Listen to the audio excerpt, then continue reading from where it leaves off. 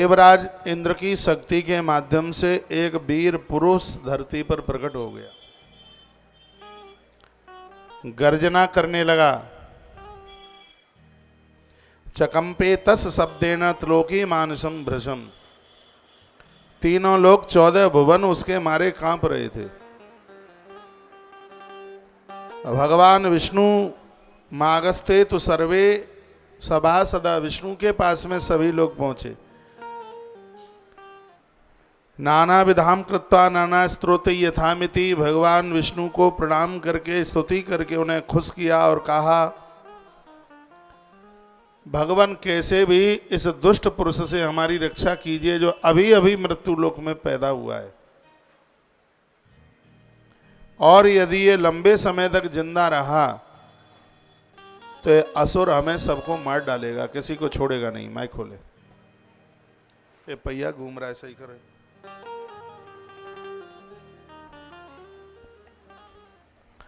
तब भगवान विष्णु ने देवताओं को साथ में लिया, मुनियों को साथ में लिया। यह हमारी लाडली कीर्ति की बेटी राधा रानी बिल्कुल गोपाली जैसी लग रही है, अष्ट धातु की है। कल इनका अभिषेक हुआ है, लाडो बहुत प्यारी लग रही है, सुंदर। कथा भी सुनते रहिए लाडो के संग संग।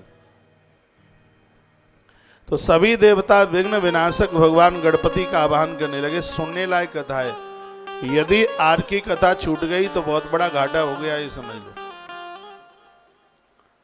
1 बजे चैनल से भी कथा कट हो तो आप YouTube चैनल के माध्यम से इस कथा को सुने, और जिनके पास YouTube चैनल की व्यवस्था नहीं है तो 9:30 बजे कल ये दूरबा महात्म की कथा है, वो सत्संग टीवी के माध्यम से सुन लें। आप चैनल को देरी में खोलते हैं तब तक आधे घंटे की कथा आपसे निकल जाती है। 9:30 बजे से पहले अपने टीवी खोल लें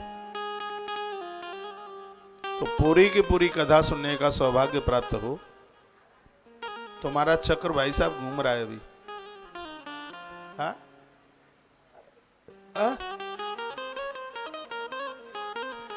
देवताओं ने भगवान गणेश जी का आह्वान किया। नमो विघ्न स्वरूपाय नमस्ते विघ्नहारिणे नमस्ते सर्वरूपाय सर्वसाक्ष नमोस्तुते।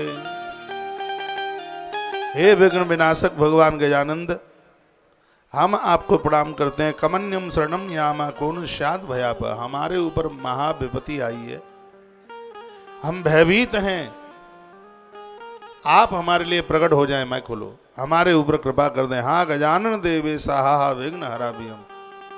कई श्लोकों के द्वारा भगवान गणपति का आह्वान किया गया। तो इति तद्वचनम श्रुत्ता करुणा विघ्न गजाननः आविरासीत पुरस्ते साम शिशुरूपोर भीत्याः। इस श्लोक में लिखा है कि देवताओं की स्तुति से प्रसन्न होकर छोटे से बाल शिशु के रूप में भगवान गजानंद प्रकट हो गए। बोले गजानंद भगवान की जय हो। छोटे से लड़का के रूप में प्रकट हुए, लिखा है शिशु रूपो और भीत्याः। भगवान शिशु रूप यानी छोटे बच्चे के रूप में प्रकट हुए। बिभ्रत कमल नयने शतचंद्रम निवाविनम। 100 चंद्रमा का तेज उनके चेहरे पर था। कोटि सूर्य प्रभा जाला कोटि कंद्रव जिद बपू। करोड़ों सूर्यों का प्रकाश और करोड़ों करोड़ों कामदेव जिनके सामने लज्जित हो जाएं, भगवान गणेश जी इतने सुंदर लग रहे थे। शिशु के रूप में, छोटे बच्चे के रूप में वह प्रकट हुए। ये सुन लो कथा। जिनको चैनल नहीं, जिनको YouTube पर नहीं व्यवस्था बन पा रही है तो सत्संग टीवी पर कथा सुन लें, टेलीविजन पर सुन लें, लेकिन सुन जरूर लें। कुंद कुंकुमलः शोभाज सनोधर विमांजिता उन्नसो भ्रकुटी चारु नैना कम्मुल कंटुकः। भगवान के दांत, कुंद कहते हैं चमेली को, भगवान के दांत चमेली के फूल की तरह है, बिल्कुल उद्दत हो रहे थे, चमक रहे थे। उनकी जो दांतों की शोभा थी वो बड़ी अद्भुत हो रही थी। उनके अधर होठ बिंब फल की तरह। एक अध्याय में पूरा शिशु रूप में गणेश जी हैं, उनके रूप का वर्णन किया गया। इतने सुंदर भगवान लग रहे थे। हंसते हुए भगवान ने सभी देवताओं को आश्वासन दिया और कहा कि तुम चिंता न करो, शीघ्र ही जो राक्षस इंद्र की शक्ति से पैदा हुआ है उसको मैं समाप्त कर दूंगा।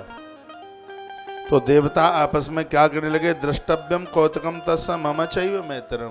क्या आश्चर्य लगता है, अचंबा, क्या ये साक्षात बच्चे के रूप में कोई भगवान है क्या? जिस असुर का सामना हम नहीं कर पा रहे हैं, यह बालक उसका क्या सामना करेगा? तब बाल उवाच, उस गणेश जी ने कहा कि भवन्तो ज्ञान संपन्ना दुक्तम सत्यमेवतः अहम तस् वदायैव दुष्टस्य परपीडनम। भगवान गणेश कहने लगे कि आप चिंता मत कीजिए, मैं भले ही बालक हूँ, लेकिन पीड़ाकारी इस दैत्य का, निशाचर का मैं वध करने के लिए आया हूँ। मैं शीघ्र ही इसको समाप्त कर दूंगा, आप बिल्कुल भी चिंता न करें। भगवान ने ऐसा कहा। गणेश जी के द्वारा ये बात कहने पर सभी देवता अति प्रसन्न हो गए। भगवान ने कहा, भगवान अब देखिए ये कुछ बातें बहुत ज्यादा सुनने के लायक हैं और अब आपका ध्यान इधर हो। बालक खड़ा खड़ा इतने में वो असुर वहां चल करके आ गया, और जैसे ही असुर आया, जो इंद्र के द्वारा जो पैदा हुआ था, जैसे ही उसका आना हुआ तो जितने भी देवता थे वो सब भाग लिए वहां से। लेकिन गणेश जी निडर होकर के वहीं खड़े हैं। यह सामने चल के आ गया। जैसे सर्पों को देख करके गरुण कभी नहीं भागते, उसी प्रकार से इस असुर को देख करके भगवान गजानंद को कोई भय नहीं लगा और वो कहीं नहीं गए। आश्रय उवाच, जो महात्मा कौंडिन्य की पत्नी है आश्रया, उसने कहा देव ऋषि सुप्रिया तेषु बाले चाचलवतस्ततो किमासीद कौतुकम तत्र बालकालानलोभम।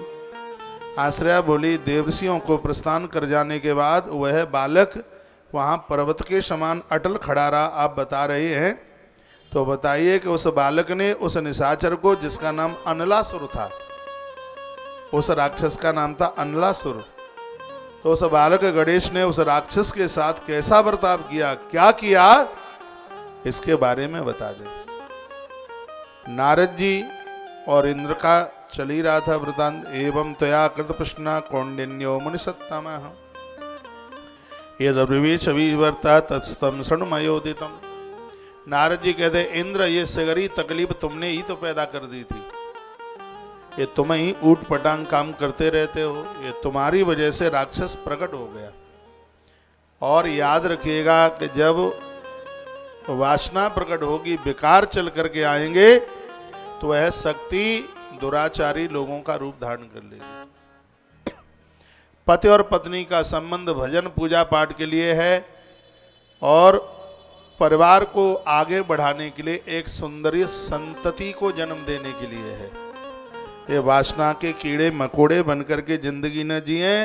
नहीं तो ये कथा कहना चाहती है कि जैसे इंद्र से राक्षस पैदा हुआ, तुम भी घर में निशाचरों को पैदा कर दोगे। स्पष्ट इस ग्रंथ में लिखा है, वर्णन है। ये कथाएं जीव मात्र के लिए ही हैं।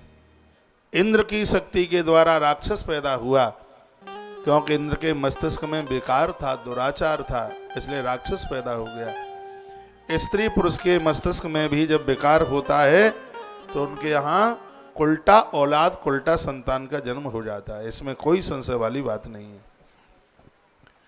कौंडिल्य अपनी पत्नी को कहने लगे कि अचले चल बदवाले स्तते तस्मन गजानने। वर्णन किया गया है कि उस राक्षस को देख करके भयभीत नहीं हुए, भयभीत नहीं हुए गणेश जी। गणेश जी का अचानक मुख खुला। बहुत सुने ये कथा, पहली बार आप सुनेंगे। गणेश जी का अचानक मुख खुला, और जैसे ही मुख खुला और उसी समय राक्षस अनलासुर भगवान गणेश जी के पेट में प्रवेश कर गया। भगवान गणेश के पेट में प्रवेश कर गया, अंदर प्रवेश कर गया। ये वर्णन इसमें, दहेत त्रिभुवनम कुच्छौ सौंता कंठे ददार्तम तत्र सक्रोदौ चंद्र तस्वन्य प्रशांत। अनलासुर गणेश जी के पेट में, अंदर पेट में प्रवेश कर गया। इस ग्रंथ में लिखा है कि जब से यह दुष्ट राक्षस गणेश जी के पेट में अंदर घुस गया, तब से ही गणेश जी की तोंद बाहर निकल गई है। उनका नाम लंबोदर हुआ। ये राक्षस पेट में घुस गया तो भगवान गणेश जी का पेट तन गया। ये कारण था, और कोई कारण नहीं है। तमाम कारण बता दिए जाते हैं, लेकिन इस ग्रंथ में कहा कि असली कारण तो ये था कि अनलासुर राक्षस भगवान गजानंद के पेट में ये प्रवेश कर गया तो पूरे शरीर में दाहकता होने लगी। भगवान गणेश जी के पेट में आग जलने लगी, बहुत ज्यादा दिक्कत परेशानी थी, जलन होने लगी। सगरे देवता चल के आ गए, लेकिन कैसे भी गर्मी शांत हो नहीं रही थी। जो आग का प्रकोप था, जो राक्षस पेट में घुस गया, ग्रंथ में वर्णन किया जा रहा है कि देवराज इंद्र ने उसी समय चंद्रमा को ऊपर से पटक दिया और कहा कि इसे चंद्रमा से शीतलता मिलेगी और इसको गणेश जी के मस्तिष्क पर स्थापित कर दो। चंद्रमा को भेजा गया, गणेश जी के मस्तिष्क पर चंद्रमा को रखा गया उस आग को बुझाने के लिए।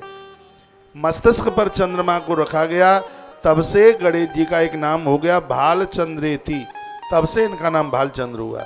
भालचंद्रेति तम दृष्ट्वा तुष्टुर्बुर्मुनयोपिवाह तथापि न च शांतो भूतनलः कंठ मध्यमा। कंठ तक आग जल रही थी, लेकिन शांति नहीं मिली कैसे भी। राक्षस अनलासुर गणेश जी के पेट में है, पेट निकल गया बाहर, राक्षस के द्वारा जलन होने लगी और कैसे भी शांति मिल नहीं रही थी। तो ततो ब्रह्मा ददौ सिद्धि बुद्धि मानस कन्यके। उसी समय विधाता ब्रह्मा जी ने 2 कन्याओं को पैदा किया और उन दोनों कन्याओं को गणेश के साथ हाल ही विवाह कर दिया, कन्यादान कर दिया और ये कहा कि ये दोनों स्त्रियां गणेश जी को सेवा करेंगी, इसलिए उन दोनों को प्रकट कर दिया। लेकिन कहीं कोई शांति नहीं मिल रही थी। ग्रंथ में वर्णन किया है कि बिना अग्नि की साक्षी में, बिना भामर पड़े, बिना विवाह पद्धति के आप किसी स्त्री को स्वीकार नहीं कर सकते।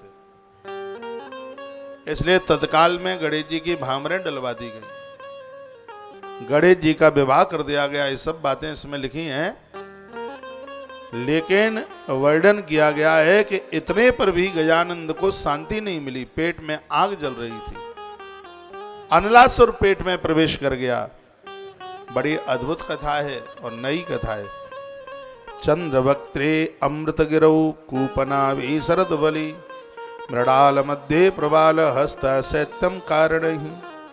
पुराण वेता वर्णन करते हैं कि अब सब सोच रहे थे, विचार कर रहे थे, अब क्या करें क्या करें। उसी समय आकाशवाणी हो गई। सुनिए, आकाशवाणी ने कहा, देवताओं, जिस समय सागर समुद्र का मंथन हुआ था तो अमृत पीते पीते कुछ बूंदें धरती पर गिर गई थी और उस अमृत की बूंदों से क्या हुआ था, दूर्वांकुरई, उनसे अमृत की बूंदों से दुर्वा प्रकट हो गई और तुम गणेश जी के ऊपर अमृता इव दूर्वास्ते प्रत्येकम त्यक्तम विंसति, तुम गणेश जी के ऊपर दुर्वा चढ़ाओ, उससे गणेश जी को शांति मिलेगी। आकाशवाणी। महात्मा लोग चल करके आ गए। सुनिए, संत लोग चल करके आ गए। 88 सहस्राणी मुनियस्तम प्रपेदरे। वहां 88,000 महात्मा चल करके आए और 88,000 महात्माओं ने गणेश जी के ऊपर अमृत में से प्रकट होने वाली दुर्वा को 21-21 दुर्वा सगरे साधु चढ़ाने लगे। 88,000 महात्मा बहुत होते हैं। आए बैठ जान दो अम्मा, हाँ बैठ जान दो, कोई बात नहीं, बड़ी दूध से आई है, बैठ जाओ, नहीं बैठ जाओ, दिक्कत आ रही, बैठ जाओ।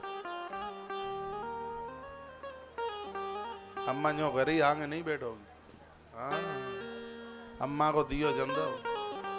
बोलो बांके बिहारी लाल की जय हो, श्री हनुमान जी महाराज की जय हो, जय जय श्री राधे श्री राधे श्री राधे श्याम।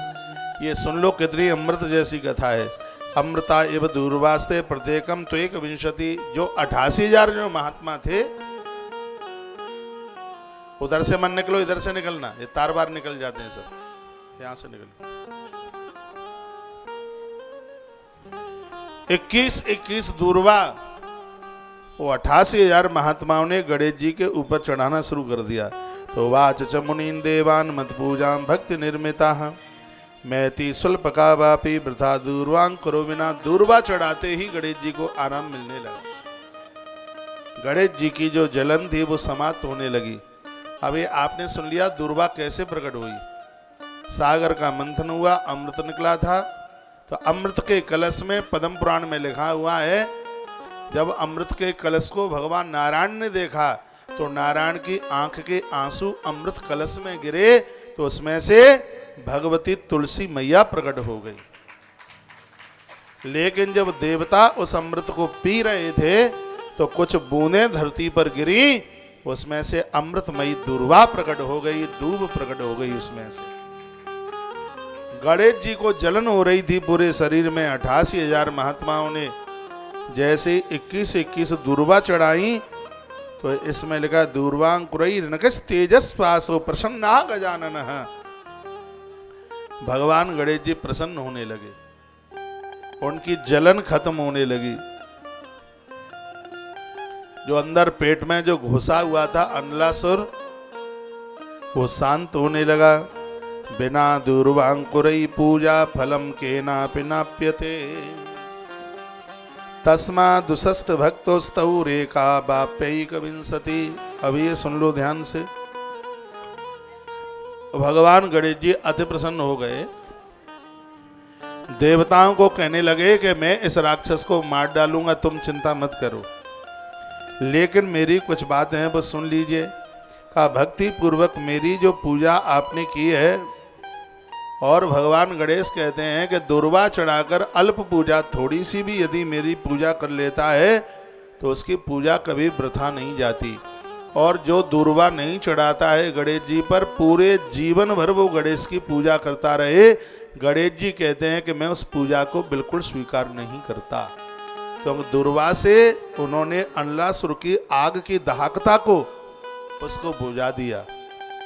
गणेश जी ने यह वरदान दे दिया है कि जो मेरे ऊपर दूर्वा चढ़ाएंगे उनके ऊपर मैं अति प्रसन्न होऊंगा। दूर्वांकुरों के बिना की गई पूजा का फल किसी को भी नहीं मिल सकता, ऐसा देवर्षि नारद इंद्र को बता रहे हैं। श्लोक बोले देता हूं। बिना दूर्वांकुरई पूजा फलम केना पिनाप्यते। हम ये पवित्र व्यासपीठ से बोल रहे हैं कि बिना दूर्वा के गणेश जी की गई पूजा बिल्कुल फल भी नहीं देती। इस बात को कोई नहीं काट सकता, क्योंकि ग्रंथ में ये बात लिखी हुई है कि बिना दूर्वांकुरई पूजा फलम केना पिनाप्यते। बिना दूर्वा के, हाँ दूर्वा का अभाव है तो समी पत्र चढ़ा दीजिए, दूर्वा का अभाव है तो समी पत्र चढ़ा दीजिएगा। मैं निवेदन करना चाहूंगा कि कभी आपको भगवान के लिए मंदिर बनवाना है, सिंहासन बनवाना है, तो समी की लकड़ी का सिंहासन बनवा लें आप, आनंद हो जाएगा। समी का अच्छा सा सिंहासन। आनंद की बात यह है कि इस पर सभी देवताओं को जगह मिल जाएगी। समी में अग्निदेव प्रकट है। समी की लकड़ी को हाथ लगाते ही पाप ऐसे जलते हैं जैसे आग के अंगारे को छू करके देह जलती है। तो समी की इतनी बड़ी मेहमान यदि मिल जाए, देवदारू की लकड़ी का, चंदन की लकड़ी का और समी की लकड़ी का बनाया गया मंदिर, ये बड़े अपने आप में प्रभावशाली है, भारी प्रभावशाली है। दूर्वांकुरों के बिना की गई गजानंद की जो पूजा है, भगवान गणेश जी उसको बिल्कुल भी स्वीकार नहीं करते, एक पॉइंट में भी नहीं करते। समझ लो। अब कहोगे हम तो अभी तक करते रहे, अब क्या करें? अभी तक पता नहीं था, अब मालूम पड़ गया है।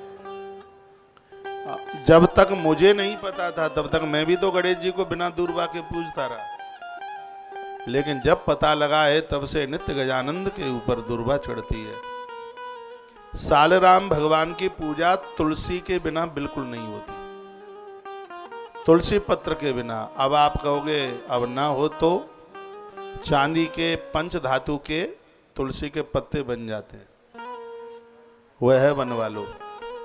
चांदी की दूर्वा भी बन जाती है, हाँ ऐसी लंबी लंबी वो बना देते हैं। तो अभाव में उसके द्वारा पूर्ति कर ली जाती है। समी के पत्ते भी बन जाते हैं, भावना की ही तो बात है। भक्त्या समर्पिता दूर्वा ददाति यत् फलम महत न तत्क्रतु सतई दानी व्रतानुष्ठान संचयी। प्रातः काल की पूजा में मेरे भक्तों के द्वारा एक दूर्वा या 21 दूर्वा को भक्ति के साथ समर्पित करने से जो मान फल प्राप्त होता है वह 100 यज्ञ करने से भी वह फल प्राप्त नहीं हो सकता। गणेश जी के ऊपर 1 से 21 दूर्वा जो आप चढ़ा देते हैं, स्वयं भगवान गणेश कहते हैं कि 100 यज्ञ मेरे लिए करो, उससे भी उतना फल तुम्हें नहीं मिलेगा जितना कि मैं सिर्फ दूर्वा से राजी हो जाऊंगा, जितना मैं तुम्हें दे दूंगा। भगवान गजानन देवताओं के सामने बात बोले, हे देवों और मुनियों, कठोर तपस्या तथा कोटि जन्मों तक नियमों का पालन करने से अर्जित पुण्य से भी वह फल प्राप्त नहीं हो सकता जो कि दूर्वांकुर अर्पित करने से प्राप्त होता है, क्योंकि अमृत से प्रकट हुई है दूर्वा। कौंडिन्य बोले, उनके ऐसे वचन सुनकर देवताओं ने देवदेव परमात्मा गणेश जी का पुनः दूर्वांकुराओं से पूजन किया। और याद रखना, माता भगवती जगदम्बा पार्वती को दूर्वा नहीं चढ़ती, दुर्गा जी को दूर्वा मन चढ़ाइए, उसका कारण भी बता देंगे। माता जगदम्बा को दूर्वा मन चढ़ाइए और गणेश जी को दूर्वा के बिना मत रहने दीजिएगा। तब गणेश जी ने आनंददायक युक्त होकर स्वर से गर्जना की, जिससे पृथ्वी और आकाश सभी आनंदित हो गए। तब प्रसन्न होकर के देवताओं ने सबने बाल रूपधारी भगवान गणेश जी के ऊपर दूर्वा चढ़ा चढ़ाकर बड़ी प्रसन्नता के साथ उनकी स्तुतियां की। और क्या किया, वहीं गणेश जी के लिए मंदिर, भगवान श्री गणेश जी ने अपने पेट में ही उस निशाचर अनलासुर को समाप्त कर दिया।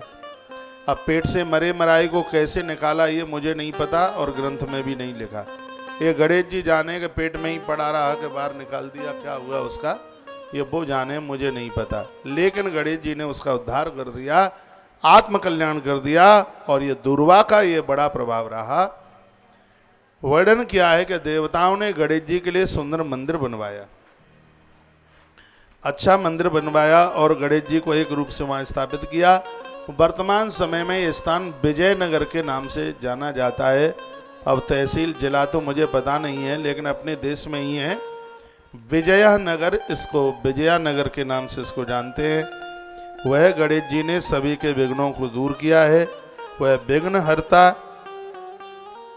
विघ्नहर्ता गणेश जी के नाम से वह मंदिर आज प्रख्यात है। महात्मा कौंडिन्य बोले, मैंने तुमको इस प्रकार दूर्वा का संपूर्ण महात्म हे देवी बताया। इसका श्रवण करने तथा इसका पाठ करने से सभी पापों का नाश हो जाता है। जो दूर्वा प्राकट की कथा सुनते हैं, इसके श्रवण मात्र से भैया सगरे पाप जल जाते हैं। हे प्रिय, अब मैं तुमको एक प्राचीन कथा और सुनाऊंगा। कौंडिन्य महात्मा इतने खुश हो रहे थे। घड़ी का कांटा भाग रहा है, 1 बजे यूट्यूब चैनल अब तो चालू हो गया है। तुलसी तपोवन यूट्यूब चैनल पर जुड़कर समग्र कथा का आनंद ले लीजिए। एक सूचना छोटी सी मैं आपको दे दूं, गरुण पुराण और वायु पुराण की जो कथा हल्ला बोल है, इससे मत चूक जाना। जीवन भर पैसा रुपया पैसा कमाते रहेंगे, लेकिन यह सौभाग्य प्राप्त नहीं होगा। जिस तरीके से वृंदावन में वेदी पूजन चला है, ऐसे ही वेदी पूजा और आपके निमित्त भगवान प्रभु श्री गदाधर प्रभु को निमित्त बनाकर आप पहुंचेंगे तो अच्छी बात है। नहीं भी पहुंच पाएंगे तो जजमान आप होंगे और आपका प्रतिनिधित्व भगवान प्रभु श्री गदाधर नाथ कर रहे होंगे। 2 कार्यक्रम हैं, पहले है गणेश पुराण, पहले है गरुण पुराण और उसके बाद में है वायु पुराण। तो दोनों आयोजनों से जुड़कर किसी भी प्रकार से 2 की व्यवस्था नहीं है तो एक से तो जुड़ ही जाना, चाहे पहले से जुड़ जाना चाहे दूसरे से जुड़ जाना।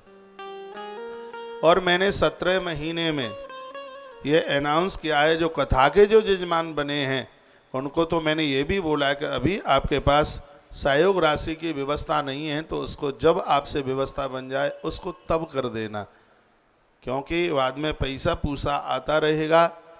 लेकिन मुझे नहीं लगता कि ये कथाएं दोबारा लौट करके आएंगी। वायु पुराण पहली बार कहूँगा। गरुड़ पुराण का मेरा कोई प्रोग्राम था नहीं, क्योंकि पता ही नहीं था कि हम गया जी जाएंगे। जब श्री गया जी का प्रोग्राम निश्चित हो गया तो फिर गरुड़ पुराण की कथा को भी निश्चित कर दिया। मैं पहली बार श्री गया जी में गरुड़ पुराण की कथा करूँगा, जो पूर्वजों के लिए, पुरखों के लिए इससे और बढ़िया अमृत दान नहीं हो सकता।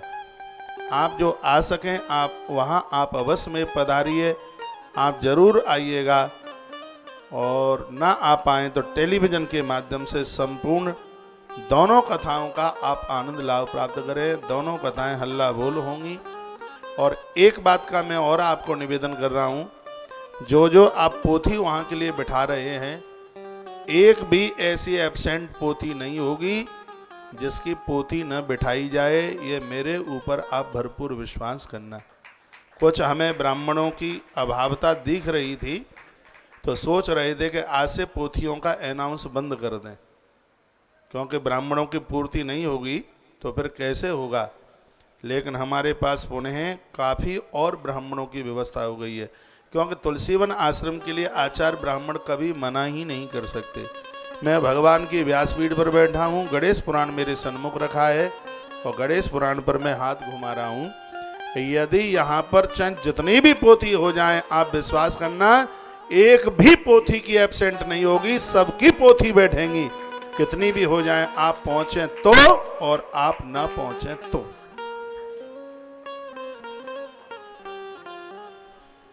आपसे व्यवस्था बनती है तो इससे आप न चूकना। धुंधकारी की मुक्ति भागवत जी के द्वारा हुई, और वह भी भागवत से गया क्षेत्र से, गया धाम से। एक बात मैं और निवेदन करूंगा,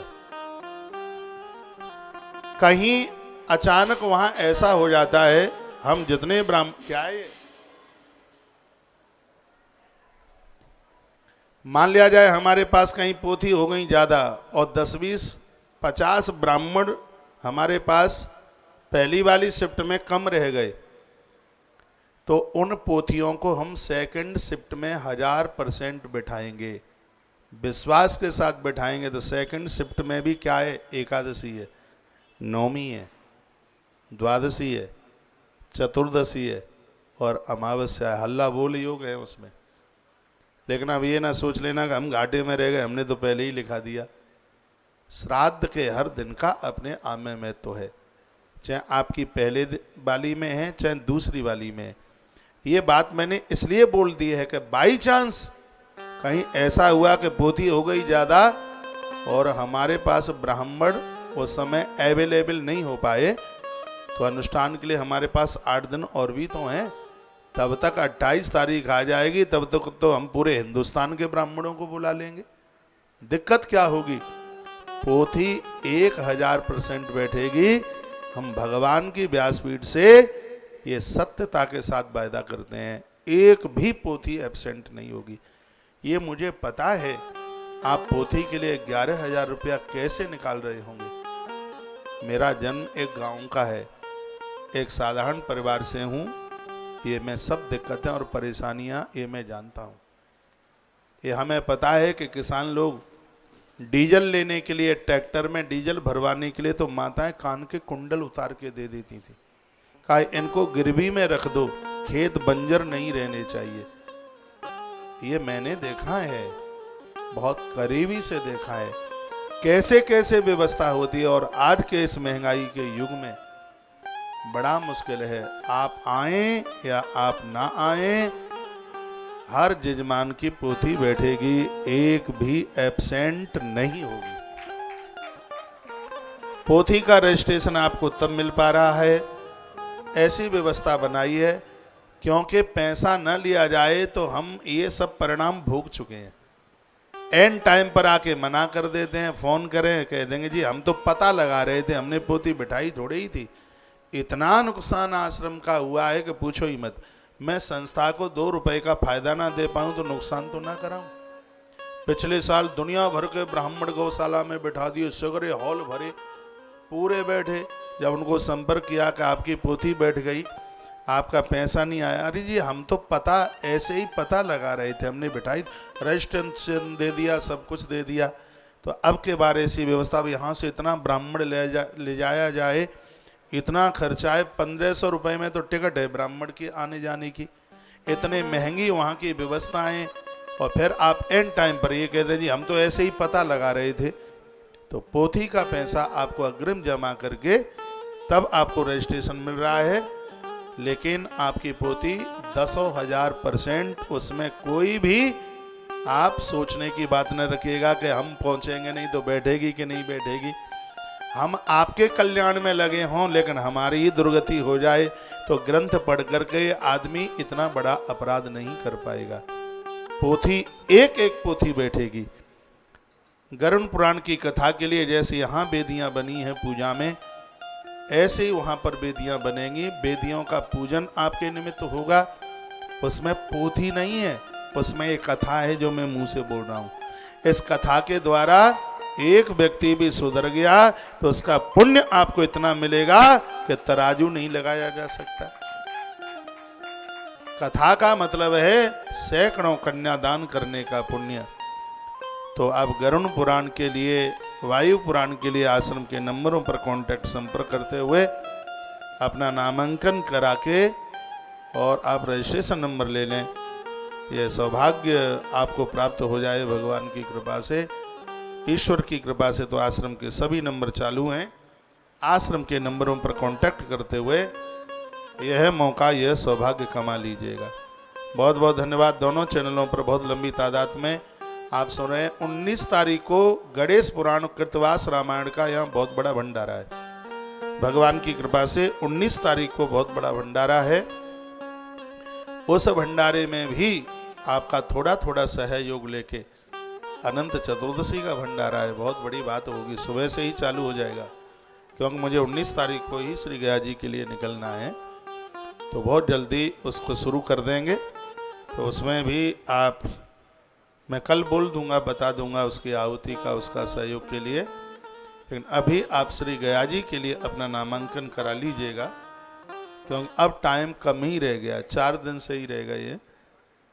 आश्रम के सभी नंबर चालू हैं, आश्रम के नंबरों पर कांटेक्ट कर लें।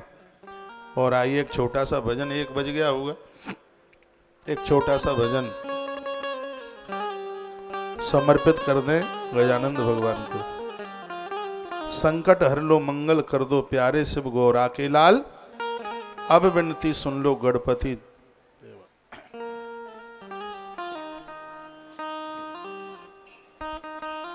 स्वर दो।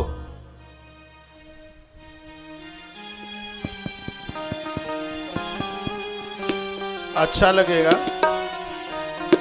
मेरा मन डोले, मेरा तन डोले। तर्ज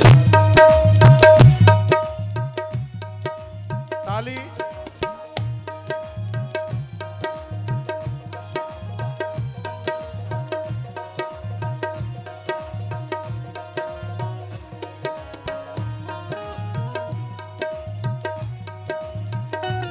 संकट हर लो मंगल कर दो प्यारे शिव गौरा के लाल। संकट हर लो मंगल कर दो प्यारे शिव गौरा के लाल, अब विनती सुन लो गणपति देवा।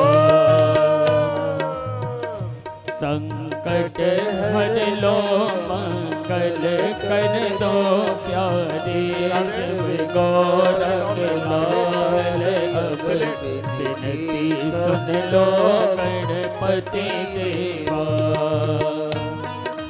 जय हो।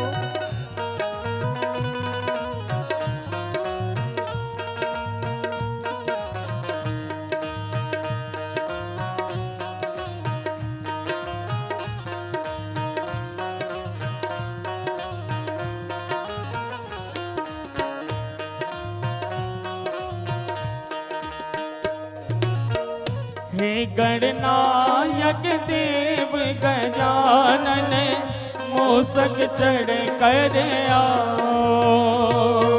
हे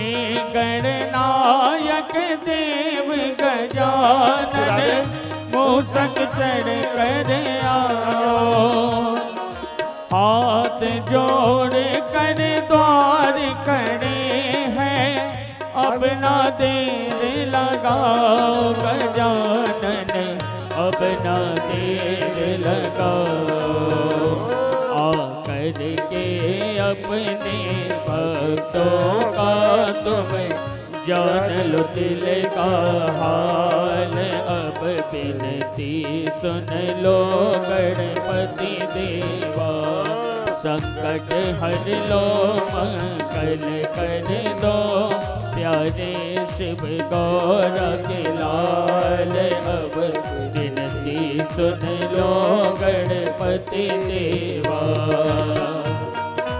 जय हो।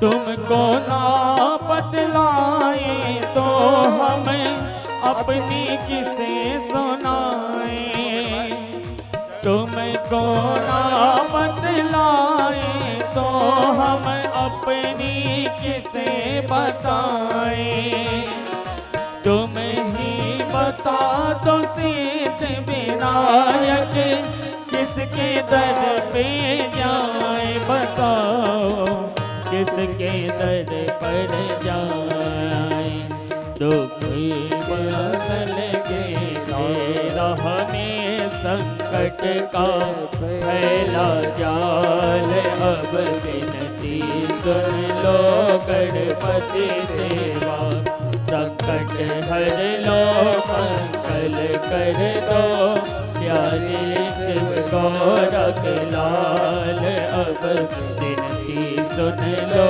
गणपति देवा। जय हो।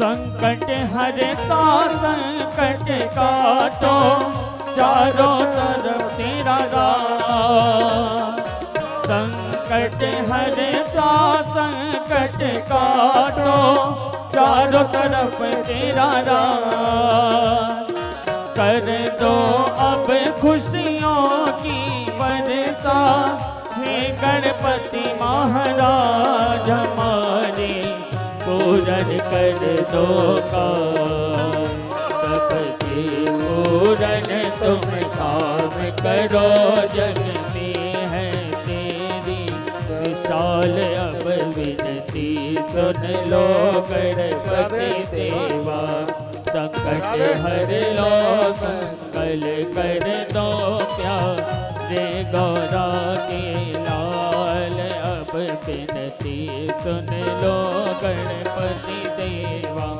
संकट हर लो मंगल कर दो, प्यारे शिव गौर के लाल, अब विनती सुन लो गणपति देवा, संकट हर लो मंगल कर दो, शिव प्यारे गौर के लाल, अब विनती सुन लो गणपति देवा, संकट हर लो मंगल कर दो, शिव प्यारे गौर के लाल, विनती सुन लो गणपति देवा, संकट हर लो मंगल कर दो, प्यारे शिव गौर के लाल, अब विनती सुन लो गणपति देवा, संकट संकट हर लो मंगल कर दो प्यारे शिव गौरव लाल। अब विनती सुन लो गणपति देवा संकट हर लो मंगल कर दो प्यारे शिव गौरव लाल। अब विनती सुन लो गणपति देवा संकट हर लो मंगल कर दो प्यारे शिव गौरव लाल। अब विनती सुन लो गणपति देवा संकट हर लो मंगल कर दो प्यारे शिव गौरव लाल। अब विनती सुन लो गणपति देवा संकट हर लो मंगल कर लो प्यारे शिव गौरव लाल। अब विनती सुन लो गणपति देवा संकट हर लो मंगल कर दो प्यारे शिव गौरव लाल। अब विनती सुन लो गणपति देवा संकट हर लो मंगल कर दो प्यारे शिव गौरव लाल। अब विनती सुन लो गणपति देवा। बोलिए गजानंद भगवान की जय हो, श्री हनुमंत बलवंत महाराज की जय हो, बांके बिहारी लाल की जय हो, परम कल्याण में गौ माता की जय हो। नमः पार्वती पतये हर हर महादेव। जय जय श्री राधे जय श्री राधे जय श्री जय। राधे श्याम।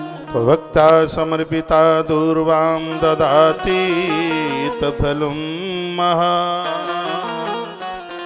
महात्मा कौंडिन्य ने कहा कि जो लोग 1 से 21 दूर्वा भगवान गणपति के ऊपर नित्य चढ़ाते हैं उनके जीवन का कोई भी कार्य बिगड़ नहीं सकता कभी। और ये श्लोक यहीं का है, बहुत ध्यान से सुनिए।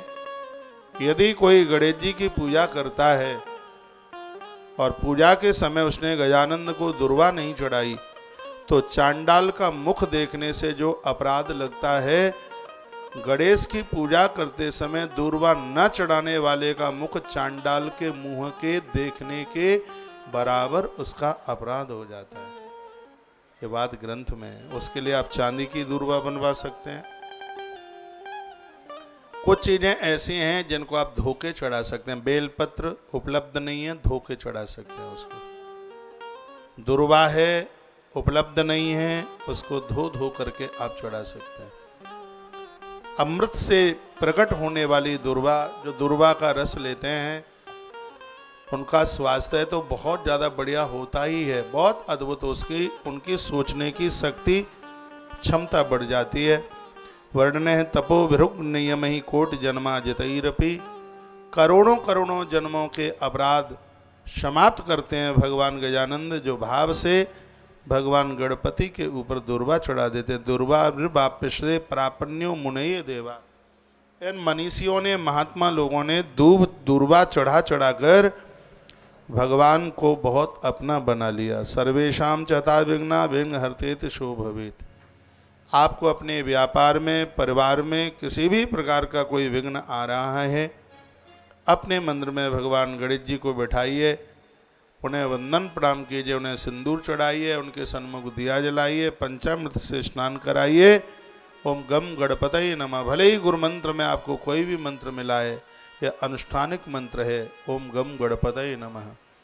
यह मंत्र बोल करके आप 1 से 21 दुर्वा भगवान गणपति पर चढ़ाएं। कौंडिन्य उवाच, महात्मा ने कहा, इतते कथितम सर्वम दुर्वा महात्म्यम उत्तमम। ये हमने दुर्वा महात्म की कथा देवी तुम्हें सुनाई। श्रवणात् पथनाक्षाच सर्व पापक क्षयो भवेत। इसके श्रवण मात्र से पाप जल करके राख हो जाते हैं। पुरातन इतिहासम षडुमे गदत प्रिय। हे देवी, ऐसा ही एक और पुराना इतिहास मैं तुम्हें सुनाता हूँ जो दुर्वा से जुड़ा हुआ है। दूब के साथ जो गणेश जी के ऊपर दुर्वा चढ़ती है, ये उससे जुड़ा हुआ है। ये एक और कथा सुन लीजिएगा।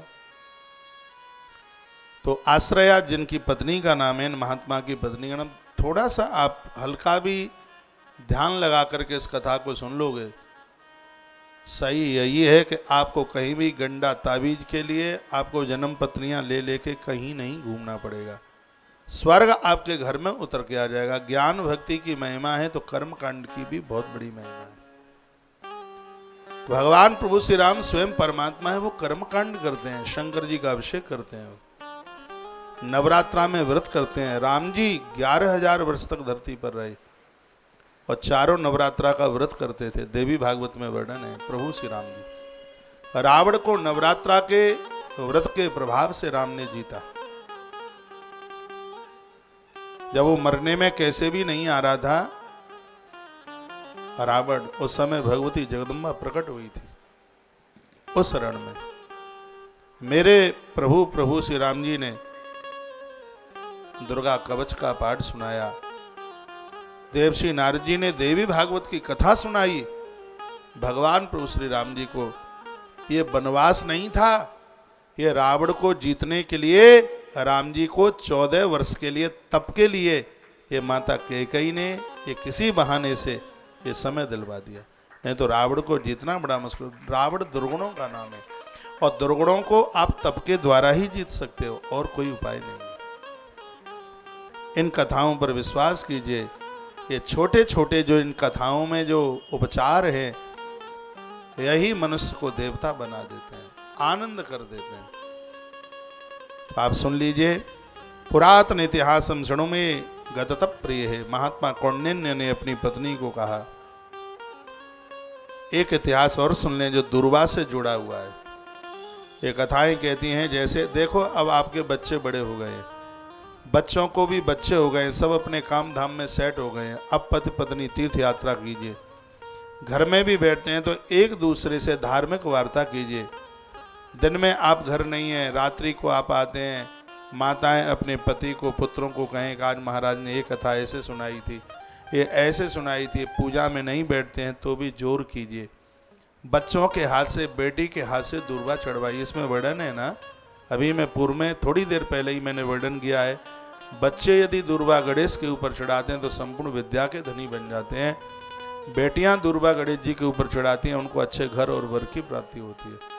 घर वर तो सब दुनिया को ही मिलता है, विवाह तो सबका होता ही है, बेटियों का, कन्याओं का, लेकिन आनंद की बात है कि मनोनुकूल वर मिले, अच्छा घर मिले। कभी कभी ऐसे परिवार की बेटियां जिन परिवारों में लहसुन प्याज भी नहीं खाते, और ये बेटियां ऐसे घरों में पहुंच जाती हैं जहां मुर्गों की टांगों को तोड़ा जाता है। उन बेटियों को उन घरों में जीना बड़ा मुश्किल हो जाता है। वो तो कुकर पक्षी की तरह जहां भेज दोगे बेचारी चली जाएंगी, लेकिन उनके लिए जीना कितना मुश्किल है। तो छोटी छोटी पूजाएं, आराधनाएं ऐसी तमाम मुसीबतों से निवारण कर देती हैं। इसलिए ये व्यवस्था आप कीजिए। और बच्चों के हाथ से, आपको मालूम है, मैंने पूर्व में बोला होगा, माता जीजाबाई जल का लोटा भर करके पहले से तैयार कर देती थी, पुत्र शिवा के हाथ में देती और कहती, बेटा सूर्य नारायण उदित हो गए हैं, यदि तू सूर्य को अर्घ देगा तो बेटा तेरी चमक सूर्य देव ही जैसी होगी। गजानंद की बहुत बड़ी भक्तानी थी। महाभारत में गणपति का उपाख्यान जीजाबाई ने पढ़ा था, पुत्र गर्भ में था, पूरा महाभारत जीजाबाई ने पढ़ा। और महाभारत के लेखक भगवान गणपति है, ये बात उन्होंने पढ़ ली कि गर्भ में हो संतान और देवी गणेश की पूजा करती है तो उसका बेटा कालजयी बन करके प्रकट होता है, पैदा होता है। भगवान गणपति को पूजा माँ जीजाबाई ने, शिवा को जन्म दिया, वो शिवा नहीं, वो छत्रपति शिवाजी हो गया। ये सब किया गया माँ का ही तो था। माँ शिवाजी से रोजाना दुर्वा चढ़ाया करती थी, माता जबरदस्ती से नवरात्रा का व्रत कराती थी। ये दुर्गा की परम भक्तानी, इसलिए बेटे का नाम भी उसने शिवाई रखा था। छत्रपति शिवाजी अपने मंदिर में दर्शन किए बिना कभी घर छोड़ करके नहीं गए। यही मथुरा है, 12 किलोमीटर यहां से दूर है। यवनों ने घेर लिया, मलक्षों ने घेर लिया। छत्रपति शिवाजी को उस दिन फौज कम थी और ये यवन बहुत ज्यादा थे। चक्कर खा करके नीचे गिर पड़े शिवा रथ में से। छत्रपति शिवाजी भूमि फाड़ करके भगवान गणेश प्रकट हो गए और क्या उन्होंने खदेड़ा उन मलिक्षों को। युद्ध छोड़ करके वह भाग गए। वह मंदिर आज भी मथुरा के पास जयसिंहपुरा एक जगह पड़ती है, वृंदावन वाली सड़क पर है, दाहिने हाथ पर। और छत्रपति शिवाजी के प्राण बचाने के लिए भगवान गजानंद प्रकट हुए हैं। आप बहुत देवताओं को पूजते हैं, भगवान गजानन को आप अपनी पूजा में, अपने उत्तर भारत में लोग उतना नहीं जानते, लेकिन इनको मराठा गुजरात की तरफ आप देखिए, घर घर में शमय गणेश उत्सव मन रहे हैं, बिना आरती के नहीं कोई रह रहा होगा। मध्य प्रदेश और छत्तीसगढ़ में भी वहाँ की सुगंधी हवा उड़ती हुई आई है और लोग बड़ा उत्सव मनाते हैं। पता नहीं आप लोग क्यों सो गए हैं गणेश जी के नाम से। गजानंद के बिना गति नहीं है। संपूर्ण देवताओं में सबसे पहले भगवान गणपति पूजे जाते हैं, जिनके लिए वर्णन किया है कि श्रवणात् पठनाक्ष गणेश की कथा सुनो या सुनाओ, सर्व पाप प्रमुच्यते। इन कथाओं को सुनने से पाप जल के राख हो जाते हैं। घर में बच्चे कमाने धमाने को हो गए हैं, घर बहुओं ने संभाल लिया है, आपने बहुत मेहनत की है, आपने बहुत काम किए हैं। अब आपका जो वानप्रस्थ जीवन, 55 के बाद अब आप वानप्रस्थी ही है, 60 के बाद तो पक्के ही हैं। यह इतना सा जीवन आपने परिवार को दे दिया, आप 60 साल के हो गए, हाल ही हो गए, पता भी नहीं लगा। अब ये बचा खुचा जीवन है। अब मेरे कहने से तो नहीं होगा, नहीं तो मैं कह दूंगा तुम 200 साल जी जाओ, लेकिन वह तो प्रकृति का अपना काम है। फिर भी जो बचा खुचा जीवन है, अब ये भगवदीय कार्यों के लिए हो जाए, अच्छे कामों के लिए हो जाए।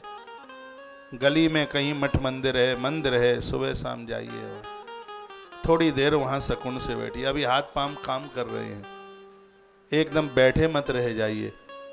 सुबह घूमने को भी जाते हो तो भगवत नाम उच्चारण करते रहे। और एक ऐसा मैं यहाँ से मंत्र बता देता हूँ जिसको आप बिना नहाए भी बोल सकते हो। वर्णन है पद्म पुराण में, भगवान शंकर जी ने कहा, पार्वती ने पूछा, भगवान ऐसा कोई मंत्र है क्या जिसको चलते फिरते घूमते बैठते खाते पीते और चाहे जब नाम ले लिया जाए, स्नान भी न किए हों, बासे मुंह से आंख में कीचड़ लगा हो। मैया बोली है पद्म पुराण में, मैंने बोला होगा पद्म पुराण की कथा में, ऐसा कोई मंत्र हो जिसमें जीव की गति उद्धार हो जाए। कोई पढ़ा लिखा नहीं है, निरक्षर है और उससे तो नहीं जपना आता, तो कोई ऐसा उपाय है क्या जिस नाम का उच्चारण करने से जीव का कल्याण हो जाए। शंकर जी की आंख में आंसू आ गए, नेत्र द्रवीभूत हो गए और कहने लगे, हे देवी, मेरे इष्ट का ऐसा एक नाम है जो लोग राम राम राम राम राम उच्चारण करते हैं, उनको गति मिलती है, जिंदे रहने पर उनको सकून मिलता है, उन्हें शांति मिलती है। मैं दोनों हाथ उठा करके कह रहा हूँ, राम राम एक ऐसा नाम है जिसको सूतक पातक भी नहीं लगता। मुर्दा आगे चलता है, लोग पीछे चलते हैं, राम राम सत्य है, राम राम सत्य है बोलते हुए जाते हैं। भगवान महाकाल के लिए भस्म, मुर्दे की भस्म चढ़ाई जाती है। जो भी कोई इस भस्म को लेने को जाता है वो राम राम राम राम का उच्चारण करता है। राम का नाम तो एक ऐसा नाम है जिसको तो किसी भी प्रकार का सूतक पातक ही नहीं लगता। सुबह आप जागते हो, चलते फिरते, बाग बगीचों में, पार्क में आप सुबह घूमते हैं, घूमना चाहिए। 20 मिनट सुबह 20 मिनट शाम को घूमोगे, डायबिटीज तुमसे दूर खड़ी रहेगी। धनिया पाउडर का हल्दी डाल करके, थोड़ी सी मेथी डाल करके उसमें आप काढ़ा बना करके आप पीते रहोगे, डायबिटीज आपको छू नहीं पाएगी। दालचीनी का काढ़ा बना करके पीते रहोगे, जीवन में कभी हार्ट अटैक नहीं पड़ेगा।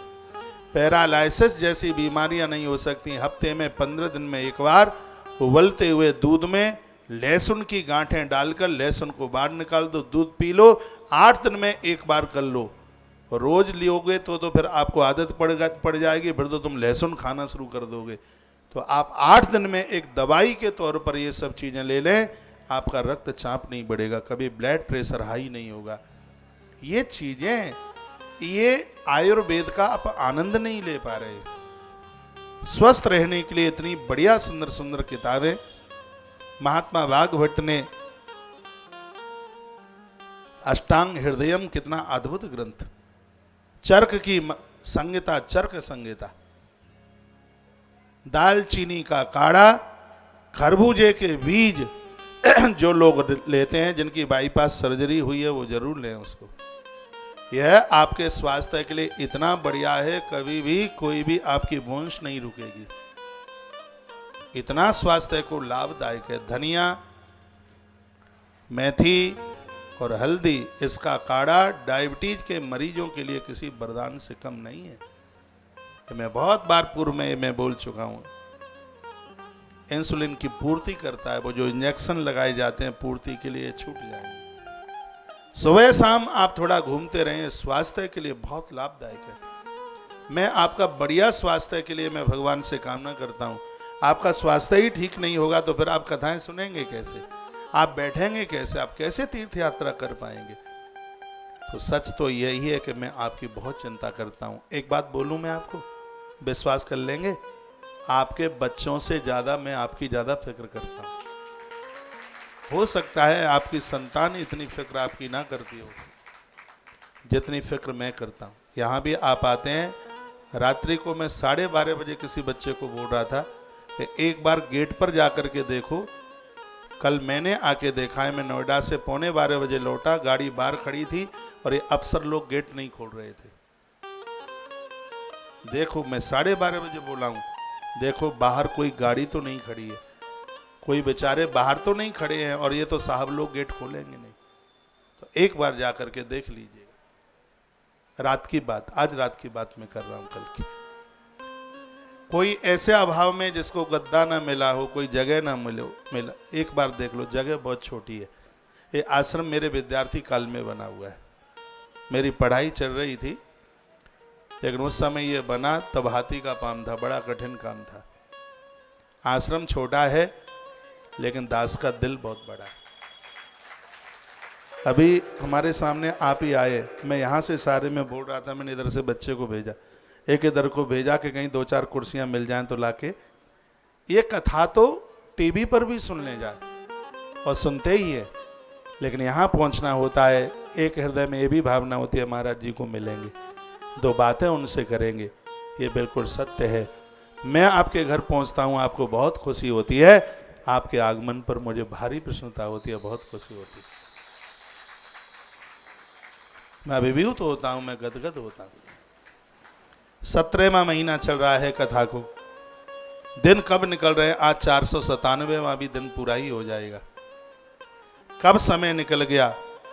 इस व्यासपीठ से बहुत बातें कही गई, आपने बहुत सुनी, चाहे स्वास्थ्य को लेकर, चाहे परमार्थ को लेकर, चाहे समाज को लेकर, बेटियों को लेकर, बेटों को लेकर, बहू को लेकर, सासू माँ को लेकर, माताओं को लेकर, माता पिता को लेकर, किसी को छोड़ा नहीं।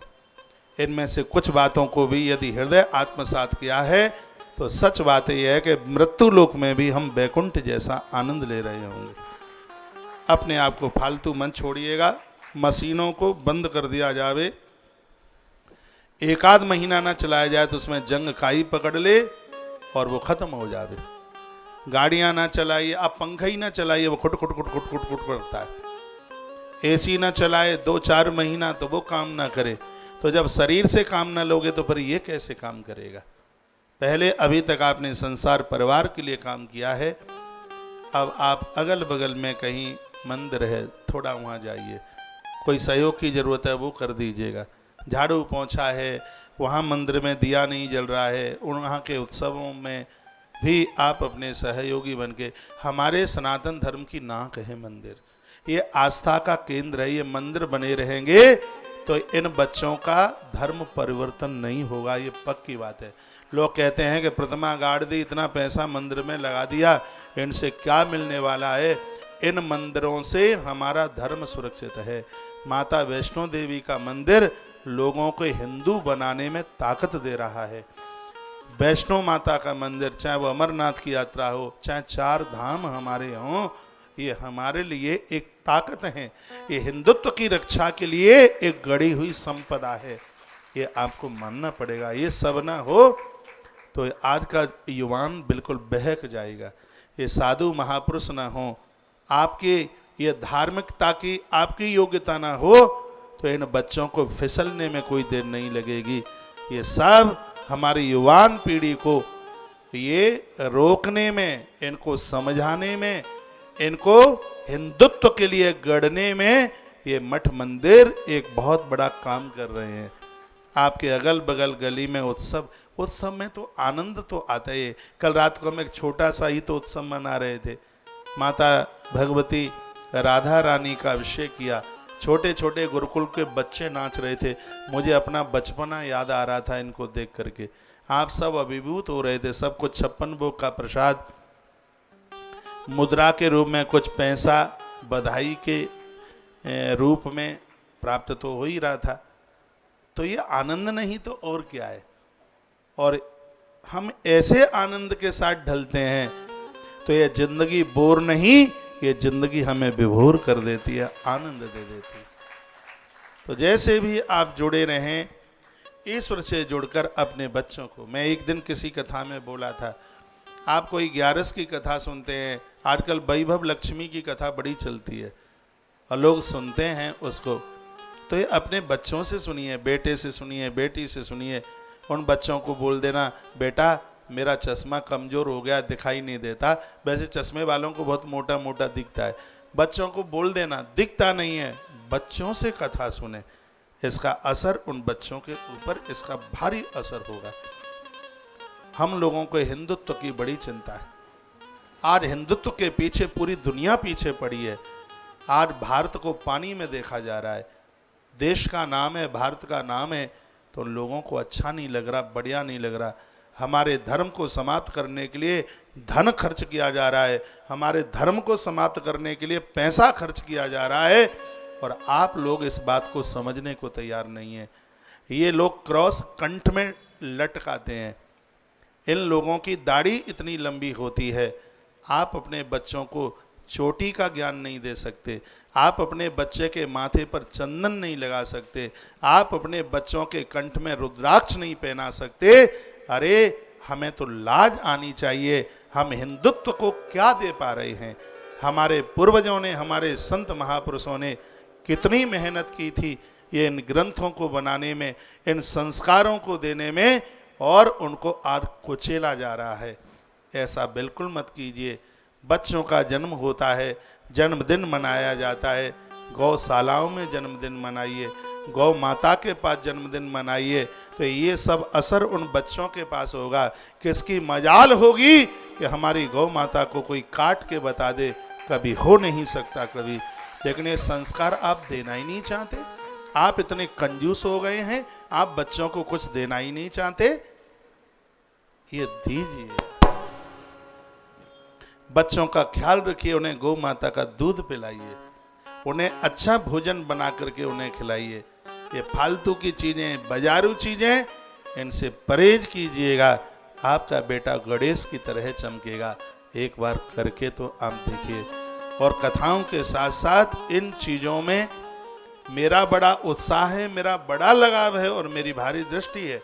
इस बात के ऊपर मैं तो यह चाहता हूं कि राम सिर्फ अयोध्या में नहीं, राम देश के घर घर में राम होना चाहिए। राम क्या है? जहां राम की मर्यादा है, जिस घर में, हर घर में सीता हो, हर घर में राम हो, हर घर में कौशल्या जैसी सासू और हर घर में जानकी जैसी बहू हो, तो पुनः राम राज्य उतर करके आवे, तब तो आनंद होगा, तब आनंद होगा। और आप चाहेंगे तो ये सब हो सकता है। आप चाहेंगे तो ये सब हो जाएगा। मैं लौटाकर आपको उसी कथा में लेके आ रहा हूं। श्रवणाद पठमाक्षाचा, कथा सुनते हैं या सुनाते हैं, इसका परिणाम है कि इससे अपराध जलते हैं, वही मनस्यता खत्म होती है। कथाएं सुनकर के दुर्विचार समाप्त होते हैं, जो सोच अच्छी नहीं है वो समाप्त हो जाती है। ये कथा का प्रभाव है। वो रत्नाकर की तो बात आपने सुनी है, जो आदि कवि बन गए, उन्होंने कथा ही तो सुन ली थी नारद के मुख से, और कथा ऐसी सुनी कि वाल्मीकि भय ब्रह्म समाना। इतनी हत्याएं करी, 3 करोड़ तो जनेऊ इकट्ठे हुए थे, इतना लोगों को मारा। लेकिन एक तत्क्षण के प्रवचन ने रत्नाकर को महर्षि वाल्मीकि बना दिया। आपके सुनाने से बच्चों के ऊपर बड़ा बदलाव आता है, बहुत परिवर्तन होता है। ये कीजिए, कथाओं को सुनोगे या सुनाओगे, सर्व पापक क्षयो भवेत, स्पष्ट लिखा है, पाप जलेंगे। एक दिन मैंने बोला है कि प्रारब्ध के पापों को वर्तमान के पुण्यों के द्वारा कुचल करके रख दो, फिर देखिए कितना आनंदमय जीवन जीते हैं। ये सत्कर्म इसीलिए किया जा रहा है कि प्रारब्ध के पापों को समाप्त करना है। आप रोज पूजा कर रहे हैं और आप कहते हैं हमें कुछ मिल नहीं रहा, अभी प्रारब्ध के अपराध हावी हो रहे हैं। इसको और बढ़ाइए, इसकी ग्रोथ बढ़ाइए। जिस समय वो पलड़ा नीचा हो जाएगा और ये ऊपर चला जाएगा, उसी दिन इस मृत्यु लोक में स्वर्ग जैसा आप आनंद प्राप्त कर रहे होंगे। अभी अपराध का पलड़ा ज्यादा है और पुण्यों का कम है, तो पुण्यों को इतनी ग्रोथ दीजिए, इसको इतना ऊपर कीजिए कि पाप का पलड़ा ऊपर लटक जाए और पुण्यों का पलड़ा है वो भारी हो जाए। जिस दिन पुण्यों का पलड़ा भारी हो जाएगा, उस दिन यह मृत्यु लोक आपको स्वर्ग की तरह दिखेगा, स्वर्ग की तरह दिखेगा। ये आनंद हम लोग ले रहे हैं, ये मैं बहुत सत्यता के साथ कह रहा हूं।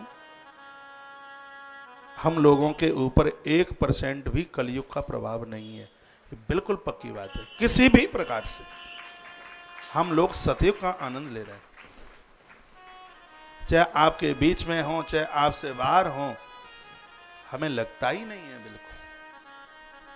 इतना आनंद में जीवन जी रहे हैं। और हम लोग अकर्मण्य नहीं है, हम लोग बहुत मेहनती हैं। हम लोग 24 घंटे में से 18 घंटा काम करने वाले लोग हैं। 6 घंटे में नींद, नहाना धोना, ये सब 6 घंटे में है। 6 घंटे में नींद, स्नान, थोड़ा बहुत कुछ खाते पीते हो वो भी, ये सब 6 घंटे में। 18 घंटा प्रकृति को देना है। और ये मैं बहुत आनंद के साथ ये बात बोल रहा हूं, इस भरे कलयुग में हमें कलयुग का स्वयं के लिए कोई लक्षण दिखाई नहीं देता। संपूर्ण रूप से हम सतयुग का आनंद ले रहे हैं। हमने देवी देवताओं पर विश्वास किया है, हमने अपना कल्चर बदला है, हमने अपने आप का परिवर्तन किया है। हमें यह पता लग गया है कि क्या इतना बढ़िया करने से प्रारब्ध के अपराधों को कुचला जा सकता है, ये हमें मालूम हो गया है। रोज दूर्वा चढ़ाते हैं, रोज बेलपत्र चढ़ाते हैं, ये लगता ही नहीं है कि किसी पत्थर या धातु की प्रतिमा के ऊपर बेलपत्र चढ़ाया जा रहा है। ये लगता है, मैं सच बोल रहा हूं, बिल्कुल ऐसा लगता है कि प्रत्यक्ष रूप से भगवान महादेव के ऊपर बेलपत्र चढ़ा रहे हैं। ऐसा लगता है, पता नहीं क्यों लगता है, ऐसा लगता है। जिस दिन 11 होती है, आनंद का अनुभव बता नहीं सकते। ऐसा लगता है कि हम बद्रीनाथ में, बिल्कुल 11 मैया के चरणों में हम बैठे, ऐसा अनुभव होता है। रात्रि को जो ये उत्सव हो रहा था, ऐसा लग ही नहीं रहा था कि हम दुनिया में हैं, संसार में हैं। ऐसा अनुभव हो रहा था गोलोक धाम में, किशोरी जी के दिव्य धाम में इस उत्सव का हम आनंद ले रहे हैं। आप चाहेंगे तो ये सब हो सकता है। ये परिवर्तन कीजिए। हम लोग चिंतन में समय निकालते हैं, आप लोग चिंता में टाइम निकालते हैं। आपको चिंता है कि पता नहीं बच्चे बाद में संभालेंगे कि नहीं संभालेंगे, पता नहीं बाद में क्या होगा। और गीता कहती है भविष्य की चिंता मत करो और बीते हुए का दुख और वर्तमान का मोह मत करो, तो तुम ही शहंशाह धरती पर, धर्मराज हो जाओगे तुम इस धरती पर। लेकिन तुम्हें तो आगे की चिंता है, पता नहीं आगे क्या होगा, बच्चे पूछेंगे कि नहीं। अरे वो खुद बच्चा बनकर तुम्हें पूछने को आएगा। सूर्य की अर्थी में अग्नि का दहन अपने हाथों से करता है। बाबा जी कहते थे कि तू अंधा है, तेरी अर्थी कौन जलाएगा, तेरा क्या जीवन है, तेरा घर नहीं, द्वार नहीं, परिवार नहीं। सूरदास जी को चढ़ाते थे सब लोग। लेकिन सूरदास जी की मृत्यु के समय पर स्वयं भगवान गोवर्धन नाथ प्रकट हुए थे, अपने हाथों से अर्थी में उन्होंने अंतिम संस्कार किया। सूरदास जी की अर्थी का संस्कार भगवान खुद कर। और आप कहां भूले हैं, आपको चिंता है पता नहीं क्या होगा, और इसी में परेशान है पता नहीं क्या होगा। ये आपको चिंता इसलिए क्योंकि आप भगवान पर भरोसा ही नहीं कर रहे हैं। आपको ये लग रहा है कि सब ये हम कर रहे हैं। जिस दिन आप विश्वास ईश्वर के ऊपर कर लें, आप ये समझ लें कि सब मेरे किए गए कर्मों का परिणाम है, आप जीवन में दुखित नहीं हो पाओगे और गलत काम नहीं कर पाओगे। बस ये विचार करके तो देख लो कि जो भी हो रहा है ये मेरे कर्मों के परिणाम स्वरूप हो रहा है। कोई आज इंजीनियर बना या आज कोई डॉक्टर बना तो क्या है कि उसका वो कर्म था, उसने वो कार्य अपना किया था, अपनी पढ़ाई लिखाई की थी तो वो बन गया। उसने जो किया वो बन गया। जो गरीब बन करके जी रहा है उसके कर्मों को ताकत नहीं मिली, जो अमीर बन करके जी रहा है उसने अपना ऐसा कार्य कर दिया, उसको फतेह हो गई। उसको मार्ग प्रशस्त हो गया। तो आप किसी को उलाना नहीं दे सकते। कर्मों पर विश्वास करने वाले बनिए। हम गीता में निष्काम कर्म योग पढ़ते हैं। कर्म कीजिए, कर्मों से चिपकिए मत बिल्कुल भी। कर्म करें, कर्म करने में आप स्वतंत्र हैं, लेकिन फल चाहने में आप स्वतंत्र नहीं है। फल भगवान के ऊपर छोड़ दीजिए ना। यहां का पिता खुश होकर बच्चों के ऊपर खुश होकर कितना माला माल बना देता है। गड़ी हुई सोने की पोटलियां भी दे दे के बच्चे ने ज्यादा सेवा करी है, इसको ये भी दे दो, ये भी दे दो, एक प्लॉट यहां दे दो, एक प्लॉट वहां दे दो। ये संसार का बाप जिसके साथ रिश्ता 50-40 साल का है, वो अपनी संतान की इतनी चिंता करता है, तो ऐसे ईश्वर के साथ तो रिश्ता अलौकिक रिश्ता है, उसके बन जाइए, वो हमारी कितनी चिंता करेगा। लेकिन दुर्भाग्य इस बात का है कि कीड़े मकोड़ों का सबका बन जाते हो, लेकिन जिसका बनना चाहिए उसका हम कभी भी बनने को तैयार नहीं हो पाते, इसलिए दुख का कारण है। महात्मा कौंडिन्य कहते हैं, दुर्वा से जुड़ी हुई एक बड़ी सुंदर कथा सुनाते हैं। कस्मिंचित् समये देवी सुखासीनं गजाननं नारदो मुनिरभ्यागात् दृष्टुं तं बहुवासरै। कहा देवी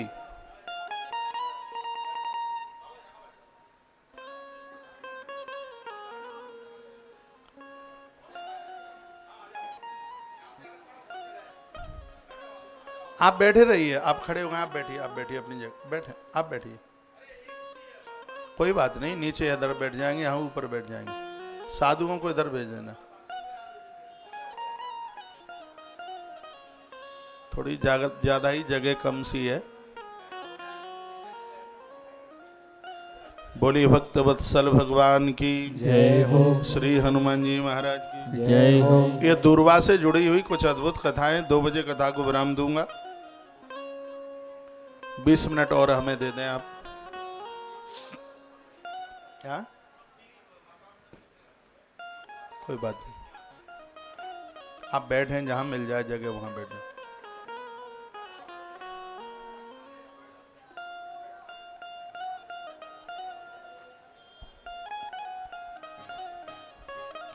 ये गेट क्यों बंद कर दिया है? गेट खुलवा दीजिए, कोई समझदार आदमी सुन पा रहा हो तो। गेट बंद करवा दिया, श्रोता ना आए इसलिए।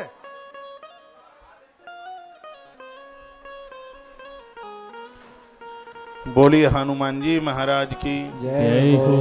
गजानंद भगवान की जय हो। जय जय श्री राधे जय जय श्री राधे जय श्री जय। राधे श्याम। ये बड़ी मलूक कथा है, सुन लें। और मैं सोच रहा हूं कि 2 बजे तक ये प्रसंग पूरा हो जाए दूरवा वाला, तो कल से फिर और कोई बढ़िया सुना दे। कस्मिन् समये देवी सुखासीनं गजाननं नारदो मुनिरभ्यागात् दृष्टुं तं बहुवासरै। एक बार देवर्षि नारद जी घूमते घूमते भगवान गणपति के पास पहुंच गए। साष्टांग प्रपत्य वही प्राण सार्थका जनु। लंबे होकर साष्टांग होकर नारद जी ने गणेश जी को प्रणाम किया। गणेश जी ने बैठने को जगह दी, आसन दिया। वाराणसी की बात थी। वाराणसी में गणेश जी हैं ढूंढी राज, उनकी कथा आएगी। हैं ढूंढी राज बड़े अद्भुत गणेश हैं, प्रत्यक्ष रूप से बात करते हैं। जब भी कभी विश्वनाथ का दर्शन करने को जाओ तो 2 देवताओं का और दर्शन करना। एक है माता अन्नपूर्णा और एक है ढूंढी राज।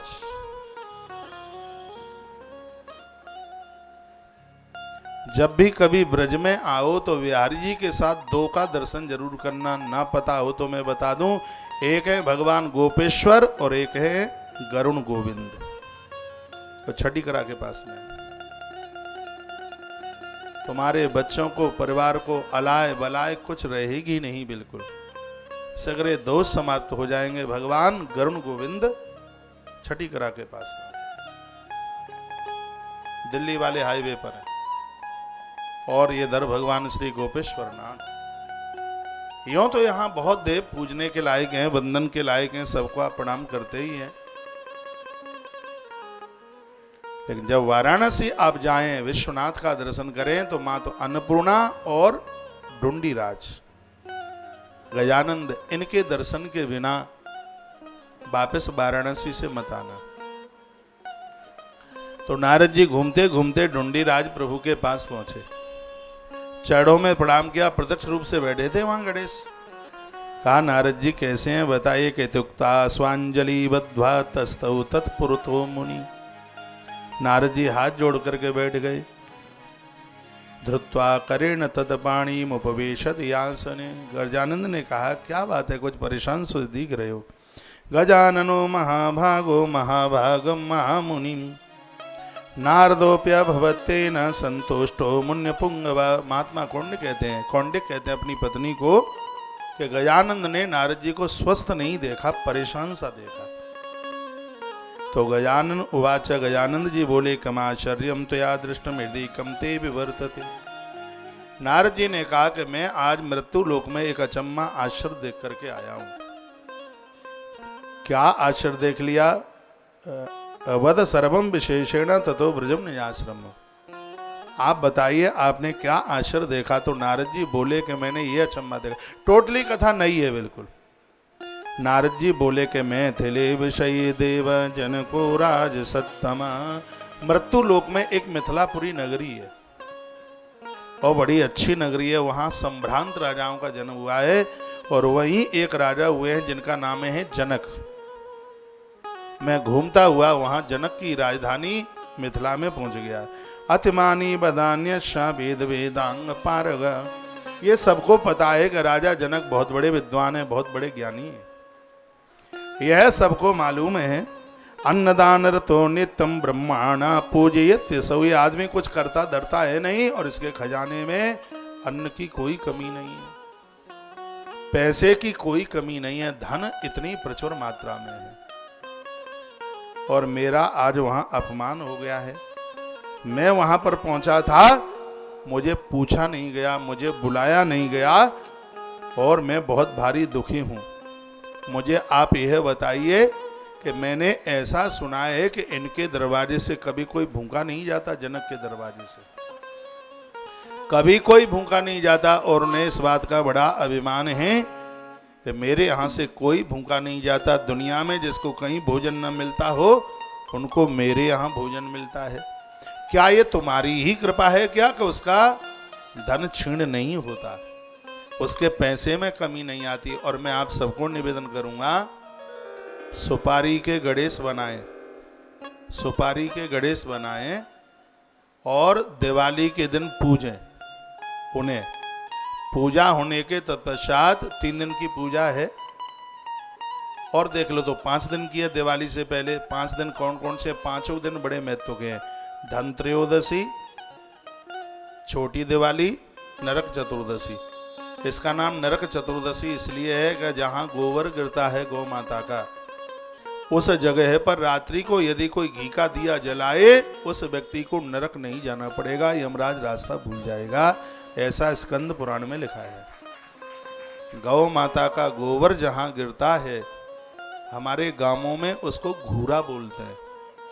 छोटी दिवाली को उस जगह की पूजा होती है। तो उस जगह पर छोटी दिवाली को यदि घी का दिया जलाया जाता है, रात्रि के समय गैया के गोबर की पूजा होती है, तो व्यक्ति को ले जाने के लिए यमराज के जो दूत हैं वो रास्ता भूल जाते हैं, नरक जाने की जरूरत नहीं पड़ती। इसलिए इसका नाम है नरक चतुर्दशी, इसलिए इसका नाम है। तो धनतेरस, छोटी दिवाली, अमावस्या, गिरिराज जी की पड़वा और यमुना मैया यमराज की यमदूतिया दोष। जीवन में कभी बहन और भाई विश्राम घाट पर, यह जगह मथुरा जी में है, बहन भाई दोनों मिलकर स्नान करें। वराह पुराण में वर्णन है उस विश्राम घाट का। जो बहन और भाई विश्राम घाट पर यमुना जी में स्नान करते हैं, उस बहन भाई की कभी दुर्गति नहीं हो सकती है। मां तो यमुना ने वरदान में यमराज से मांग लिया है। तो ये 5 दिन की जो साधना आराधना जो पूजा है, ये बहुत भारी विलक्षण है, ज्यादा विलक्षण है। बोली भक्त वत्सल भगवान की जय हो। इनकी कनपट्टी सेक दी जाएगी। बोल बोलिए भक्तवत्सल भगवान की जय हो। श्री हनुमान जी महाराज की जय हो। जय जय श्री राधे जय जय श्री राधे जय श्री जय। राधे श्याम। तो ये बड़ा अद्भुत प्रसंग चल रहा था। देवश्री नारद जी ने कहा, बात मेरी समझ में नहीं आती कि उनके पास इतना धन है, उनके धन में कभी कमी नहीं आती, आपने दिया है क्या? उनके यहां से कभी कोई भूखा नहीं जाता। अन्नदान रतो नित्यम ब्राह्मणा पूजयत सौ। ब्राह्मण बहुत भोजन करके जाते हैं। नाना अलंकार भासो भी दक्षिणा विरने सका। ब्राह्मण भोजन बिना दक्षिणा के नहीं लगता, ऐसा ग्रंथ में लिखा हुआ है।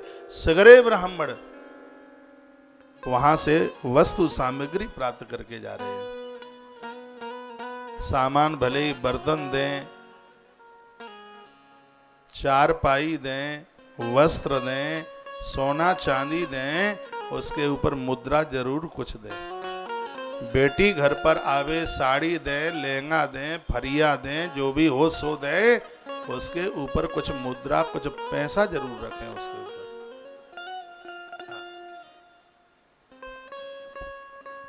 दामाद आवे, हवाई जहाज दें, मोटरसाइकिल दें, कार दें, जो दें सो दें, उसके ऊपर कुछ मुद्रा जरूर रखिएगा। हाँ जी, वर्णन है। का नाना अलंकार भासो भी दक्षिणा विरने कसर। जितने ब्राह्मण आते हैं ये सबको वर्तन देते हैं, वस्त्र देते हैं, लेकिन उसके ऊपर दक्षिणा विरने कसा, दक्षिणा जरूर देते हैं। नारद जी सुना रहे हैं। तथापि न वियम याति द्रव्यम तस्य महात्मना। अचम्मा लगता है कि धन में कमी नहीं आती। तो गणेश जी ने एक बड़ी सुंदर बात कही। गणेश जी ने कहा, नारद जी, धन में कमी तब आती है जब उसको बेशन भोगों पर खर्च किया जावे, और जो धन धर्म में लगता है तो उस धन में कभी भी कमी नहीं आती। ये गजानंद और नारद जी का आपस में वार्ता चल रही थी। कौंडिन्य नाम के महात्मा अपनी घरवाली को एक कथा सुना रहे थे। गजान सस संतुष्टा द्रव्यम तद वर्धते नुकुम। भगवान गजानंद कहते हैं कि जिसने मुझे संतुष्ट किया है, मैं उसके धन को कभी भी गलत जगह पर खर्च नहीं होने देता, मैं उसका दुरुपयोग नहीं होने देता। आपको मालूम है क्या, दिवाली की रात्रि को गणेश और लक्ष्मी की पूजा होती है, मालूम है कि नहीं है? तो अब इसमें आश्चर्य लग रहा है। लक्ष्मी के भरतार तो नारायण है, ये पति पत्नी दोनों पूजें, गौरी शंकर पूजें, राधे श्याम पूजें, सीताराम पूजें, लेकिन इनकी तो कोई जोड़ी ही नहीं है। तो ये क्यों पूजते हैं? दोनों एक ही जगह पर बैठ के पूजते हैं। लक्ष्मी अम्मा नारायण के संग पूजे, गणेश जी के संग सिद्धि बुद्धि पूजें, रिद्धि सिद्धि पूजें, तो वो तो जोड़ी है। लेकिन यहाँ तो कोई जोड़ा है ही नहीं। तो भी बाजार में भी देखो तो चांदी के देख लो गौरी, चांदी के गणेश लक्ष्मी देख लो, माटी के देख लो, वो ही मिलते हैं दिवाली पर पूजने के लिए। ऐसा क्यों होता है? ऐसा इसलिए होता है कि भगवान गणेश बुद्धि के देवता हैं और लक्ष्मी मैया संपत्ति का रूप है। और जब संपदा चल करके आती है तो एक कुकर्म गलत काम कराती है, भोगों में फंसा देती है, उल्टे पुल्टे काम करा देती है। पैसा आवे और पैसा गलत जगह खर्च न हो, भगवान गणेश उसके लिए हमारी बुद्धि की रक्षा करें। इसलिए दिवाली के समय लक्ष्मी मैया के संग गणेश जी की पूजा होती है। और मैंने बहुत बार निवेदन किया है, जिनके घर में बच्चे सब लुटाई देते हैं शराब पीकर, जुआ खेलकर, इस ग्रंथ में भी वर्णन है, आज से ही गणपति के ऊपर दुर्वास समी पत्र चढ़ाना शुरू कर दो, आनंद हो जाएगा। ये आपका पैसा जो फालतू में खत्म हो रहा है, बाजार में मारा जा रहा है, उधारी आ नहीं रही। तो आज ही बताया है शुरू में श्लोक बोलकर, आपकी मेहनत का कमाया सब आपके पास होगा। और भाव में ज़्यादा ले लिया है, वस्तु में मिलावट कर दी है, तराजू से तौल करके कम दिया है, उसको तो निकलना है कैसे भी कैसे, चाहे तो छाती फाड़ के निकल जाए, बीमारी के रूप में निकल जाए, वो नहीं टिकेगा, कभी भी नहीं टिकेगा। इसलिए मैं बहुत बार निवेदन करता हूं कि अपने ऊपर धन कम से कम खर्च करो। आपके पास आपकी जरूरत से ज्यादा है तो उसको ऐसी जगह पर जहां जरूरत है अपने ऊपर कम से कम खर्च, ऐसा साधारण जीवन जीने की कोशिश कीजिए। अपव्यय न हो किसी भी चीज का। देखें तो ट्रंक भरे पड़े हैं साड़ियों से, हाँ फिर भी माताओं को फंक्शन में जाना है तो कहते हैं हमारे पास कछु है ही नहीं पहरवे के काज। अपव्यय कम से कम। भगवान गजानंद बुद्धि की रक्षा करें। नारद जी ने कहा एक बार जब भगत की परीक्षा हुई तो ले लो। नारद जी बोले तो गणेश जी उसमें राजी हो गए। भगवान श्री गणेश जी ने कहा चलो देखे लेते हैं। तो नारद जी भी अपना भेष छिपा करके मिथिलापुरी पहुंच गए और इधर भगवान गजानंद ने एक कुष्ठ रोगी का अपना भेष बना लिया। गजाननोपि मिथिलां राजभक्तं परीक्षुतां कुसितं वैषमादाय सर्वज्ञोपि शमाययु। भगवान गणपति परीक्षा के तौर पर, भक्तों की परीक्षा भारी होती है, परीक्षा में फेल मत हो जाना। भगवान किसी भी प्रकार से परीक्षण कर सकता है। अगली क्लास तभी तो मिलेगी जब इस क्लास में परीक्षा दे दोगे। परीक्षा नहीं दी है तो अगली क्लास कैसे मिलेगी। भगवान की परीक्षा में पास हो जाओगे तो प्रमोशन हो जाएगा, ऊपर बढ़ते हुए जाओगे, आगे कौन रोकेगा फिर तुम्हें। तो भगवान गजानंद जी एक कुष्ठी व्यक्ति का भेष बना करके गच्छन्तं तादृशं दृष्ट्वा नरानासा निरोधनम, बिल्कुल शरीर चुचा रहा था, पीप घाव ये सब टपक रहा था शरीर। कुर्वन्ति वाससा केचिद् कोष्ठी बनम यथा तथा। फटे पुराने लत्ता पहन करके और वह मिथिलापुरी में प्रवेश कर गए गणेश जी। स्खलन मूर्छन पतन गच्छन अर्व काबल संयुतम। भेष ऐसा बनाया कि गणेश जी को जो देखे वही देखते ही गिर के मूर्छित हो जाए। देह में से दुर्गंध आ रही थी। नपद्वारम समागम्य द्वारपालानुवाच सह। गणेश जी एक कुष्ठी भेष बनाते हुए दरवाजे तक पहुंच गए और द्वारपाल को जाके, बात समझ में आ रही है कि हम ऐसे ही जबरदस्ती सुन लगे हैं। इसमें दुर्वा की महिमा भरी हुई है इस प्रसंग में, इसलिए सुना रहा हूं और ये कथा आपके बहुत काम में आएगी। अब आपके में कितनी आ रही है, टेलीविजन वालों के तो समझ में बहुत आ रही है, वो लिख लिख करके भेज देते हैं। स्खलन मूर्छन पतन, जो भी गणेश जी को देख ले वही मूर्छित होकर नीचे गिर जाए, क्योंकि उन्होंने ऐसा रूप बना लिया, देह में से दुर्गंध आ रही थी। नपद्वारम समागम्य द्वारपालायुनुवाच सह। राजा के दरवाजे पर पहुंच गए। राज्ञे निवेदिताम दूता अतिताम महासमागतम। द्वारपाल को गणेश जी ने कहा अपने महाराज को बोल दो कि ब्राह्मणम क्षुदितम वृद्धम, दरवाजे पर एक बूढ़ा ब्राह्मण भूख से ज्यादा परेशान है, दरवाजे पर खड़ा है। राजा साहब हमें भोजन करा दें। वृद्धमिच्छा भोजन कांक्षणम। गणेश जी कहते हैं कि वृद्ध को भोजन कराने से तत्काल 1000 यज्ञ करने का फल प्राप्त हो जाता है। इसलिए मेरी जितनी भी बहनें हैं, आप सुन पा रही हैं, आपके घर में वृद्ध हों, बड़े बूढ़े हों, सासू ससुर हों, या सासू ससुर के भी मम्मी पापा जो तुम्हारे दादा दादी लगेंगे, घर में सबसे पहले उन्हें भोजन कराइए, क्योंकि गणेश जी कहते हैं कि क्षुदितम वृद्ध इच्छा भोजनम कांक्षणम। वृद्धों की इच्छा का भोजन यदि घर में उनको कोई करा देता है तो 1000 यज्ञ करने का पुण्य तत्काल प्राप्त हो जाता है। उन्हें कभी कभी पूछ लिया करे कि उनकी इच्छा क्या है, लेकिन आप तो गालियां निकाल निकाल करके भोजन परोसती हैं। बुढ़ा बुढ़ऊ मरते नहीं है, हमारी नाक में दम कर रखी है, ये तुम्हारे कहने से नहीं मरेंगे, ये तो लाइसेंस वहां से एक्सपायर होगा तभी वो धरती छोड़ के जाएंगे। तुम चिल्लाते रहो, तुम्हारे चिल्लाने से क्या होता है। आप तो खैर नहीं हैं, फिर भी काफी बहनें हैं, बूढ़ों को देख करके इनको तमारा आता है, मूर्छित हो जाती हैं। क्योंकि सहेली आएगी घर में तो वृद्ध तो पूछेंगे जी कहाँ से आई हो, कैसे आई हो, और तुम्हें तरकस का बाण जैसा लगता है यदि वृद्धों ने सहेली को पूछ लिया तो। उसके जाने के बाद बड़ी लड़ती भी हैं। और मैं आपको निवेदन करूंगा, ये वृद्ध कैसे तुम्हारे घर की रखवाली कर रहे हैं। नौकर रखोगे तो 12,000 रुपया लेगा चौकीदार, और ये तुम्हारी रोटियां खा करके ही तुम्हारे पूरे घर की देखभाल, कौन आ रहा है कौन जा रहा है, पूरा का पूरा ख्याल रखे हुए हैं।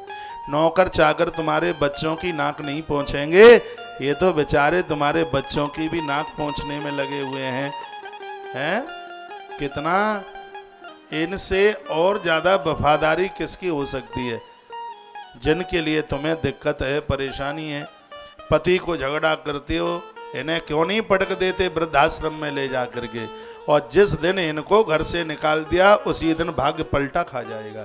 चाहे जितनी जन्मपत्री दिखा लेना, 4 धाम नहीं 440 धाम करके आ जाना, मेरी गर्दन काट लेना, यदि कोई भी पंडा पुजारी महात्मा जीवन में आनंद भर के बता दे तो गंगा जी उन्हीं का उद्धार करती है जिनके ऊपर माता पिता का आशीर्वाद है।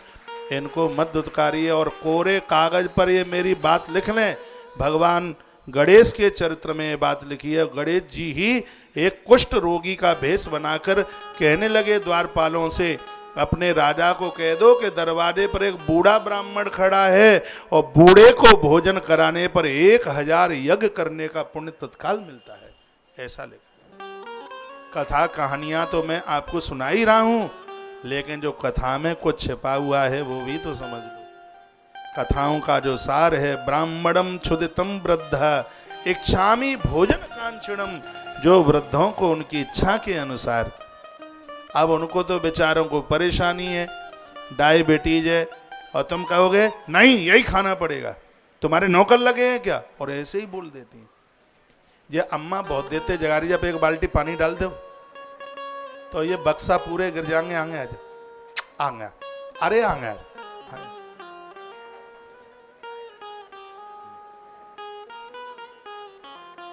बोलो बांके बिहारी लाल की जय हो। श्री हनुमान जी महाराज की जय हो।